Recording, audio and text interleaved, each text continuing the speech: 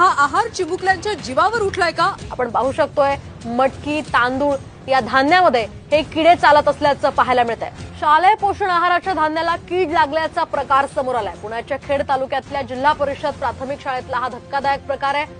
त्यामुळे कोणत्या दर्जाचं हे अन्न विद्यार्थ्यांना खायला देतात याचा अंदाज आपल्याला यातनं येऊ शकतोय। नागपुरात शालेय पोषण आहारात मृत पक्षी आढळला होता।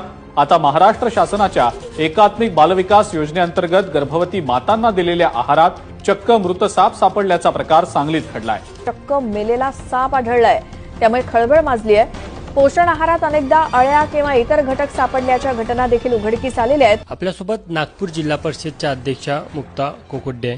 पारशिवनी तालुक्यातील घाटरोणा या गावातील सरपंचाने 0 ते 3 वयोगटातील मुलांना दिला जाणारा आहार याचं पॅकेट सोबत आणलेलं होतं। मृत असलेली चिमणी त्याच्यामध्ये आढळून आली। पंढरपुरात शालेय पोषण आहारात